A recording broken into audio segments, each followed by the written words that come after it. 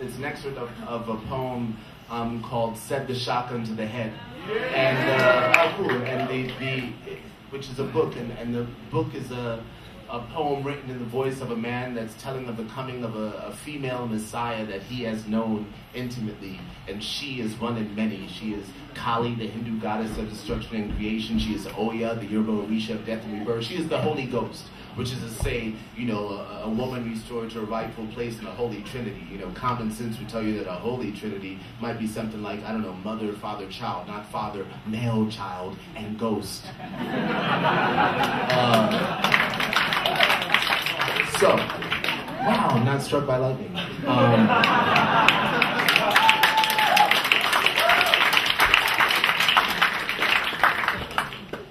Anyway, this is an excerpt of that poem.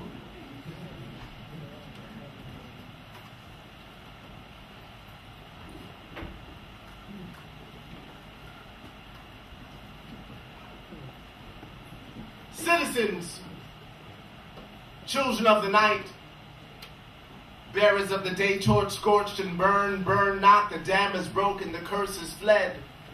Once muddied and still the river runs, red. All those ships that never sailed, the ones with their sea cocks open that lie scuttled in their stalls today, I bring them back, huge and transitory, and let them sail forever. If ever the recurrence uncurrent, the wind cannot serve its truth's currency. Currently moon-marked and sun-sparked, unmarked bills will, I am certain I speak a new language, as is always the first sign of a new age. I had begun to believe my blackened toenails were on path to the cave, and in truth they had begun the gradual process of crystallization. I am he who walks in wind-scorned feet with toenails of amethyst and rose quartz, my path now crystal clear. I am come to tell you she is here. It is not written. No pen-manned ship was ever cargoed with her character. Note, books are carefully folded forests, void of autumn, bound from the sun. Likewise, she made her residence on the outskirts of history, on the dark side of the moon, where the searchlight of the sun could not spot her nor rot her, the seed of forbidden fruit. Every tree has a hidden root, yet she has come to light the swelling patchwork of vibrant dreams, and to think of the girlfriend I was tempted to break up with because she slept too much. I now know. They nurtured her there. They slept in packs, dreamt in cycles, nursed her in shifts, and became her on rotation. Unnamed her every time she was named, so that she would not be known even unto herself.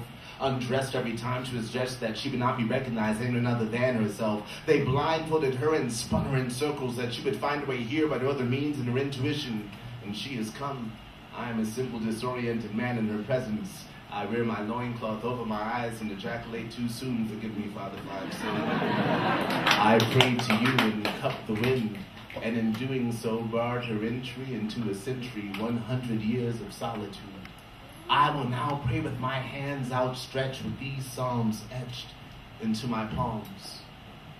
Most beloved, I am certain of nothing more than your existence. 1,000 ants clung under a log may find themselves exposed to my childlike search for you, my colleague, flower. I am eternally destroyed by your love. No longer am I eligible for any worker's pension. My friends laugh at me and talk behind my back. They say that you've changed me, and I am. I'm like a survivor of the flood, walking through the streets drenched with God, surprised that all the drowned victims are still walking and talking. Maybe there's hope. I rush to each victim's side, sucking what I can of you out of your various incarnations, pumping their stomachs and filling them. To touch them is to touch you, to kiss them is to kiss you, my friends. Love is an art form, slightly removed from its element. And one may ask, so what does this mean? I respond, I've made it up, but it shall be from now on. From now on, cities will be built on one side of the street, so that soothsayers will have wilderness to wander and lovers space enough to contemplate a kiss. She kisses if she alone could forge the signature of the sun. I closed my eyes, although I never knew the difference. I stood before a brighter light at lesser distance, and then a feeling.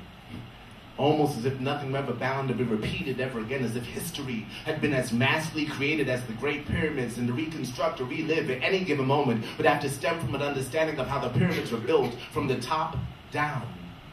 And if one could understand such majesty, one would also understand that pyramids were first made of flesh, and that kisses are portals. Our sacred breath shifting through hidden corrals and passageways. I will find my way to eternity within you. When I can feel you breathing into me, I, like a stone gargoyle atop some crumbling building, spring to life, a resuscitated angel. I sweep through city streets, my wings outstretched, making mothers clutch their young and remember. And do you remember, dear ones, or has your history forsaken you? There are mysteries coded in song, chants sung round fires, all incantations calling forth this day. On this day, the drunks vomit in unison, though last night they drank from different cups. Children laugh and play, introducing their parents and invisible friends. A country girl smiles and 2 trees blossom out of season. Sea suns awaken, our mother has returned to wave us from uncertainty, once title. Twice born of wooden ships, thrice foam to mother's hips. Mother's ships grace 2 lips, a poet's garden. 2 for 5 to going fast, the future's bargain. Let's change a hermit name, the river's parting. Hurry up, things bury up, the sun is darkened. Rivers like oceans, oceans like answers, questions in cloud forms, raindrops and stanzas. To be or not to see or not to. She had eyes like 2 turntables, mixed her in between. My dreams and reality blend in ancient themes. The basis of Isis cross-faded to Ankh. The beat drops like a cliff, overlooking my heart. 6,000 feet above sea level. 3,300 bodies disassembled, the head bones connected to the cockpit, knee jerk, ass backwards, dancing slaves in a mosh pit. Punk rock of Gibraltar, rolled out, nothing's new. More blood dyes the Mohawk, only this time it's you. And you never loved her for what she possessed. You powdered her face and came on her headdress. Oil slick feathers, putrid stench waterbed. Mother Nature's a whore, said the shotgun to the head. And it smelt like teen spirit.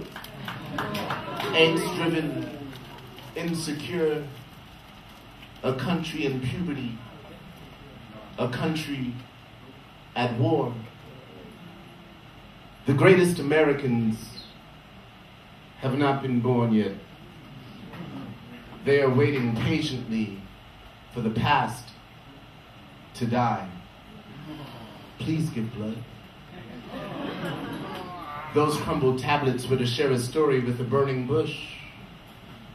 Where is that voice from nowhere to remind us that the holy ground we walk on, purified by native blood, has rooted trees whose fallen leaves now color code a sacred list of demands? Who among us can give translation of autumn hues to morning news? The anchor man thrown overboard has simply rooted us in history's repeating cycle, a nation in its saddened years that won't acknowledge karma. Where is that voice from nowhere, the ones your prophet spoke of? I hear voices of fear, disconnected from the diaphragms, dangling from coffee-covered teeth that spill into our laps and scorch our privates. There are voices from the sides of necks, some already loose, dangling participles, pronouns running for sentence, serving life in corner offices and ghetto corners. Their voices are the same, dead to themselves, numb to the possibility of truth existing beyond that which they can palm in their hands, period. There are voices of elders, which seem to do no more than damn us to our childish ways. For many households, wisdom no longer comes with age. So where is that voice from nowhere, that burning bush, that passing dove? I hear the voices of generals calling for ammunition, presidents calling for arms, and women calling for help. Where is that voice from nowhere, that God of Abraham? Can he be heard over the gunfire, the whiz of passing missiles, the crash of buildings, the shriek of sirens, the crack of bones, the cries of children? Or is that his mighty voice, your angry God craving the sacrifice of virgin generation sons regenerate, your holy books written in red ink on burning sands, your prayers between rounds no more than fasten the fate of your children to the hammered truth of your trigger, a truth that mushrooms its darkened cloud of the rest of us, so that we too bear witness to the short-lived fate of a civilization that worships a male God.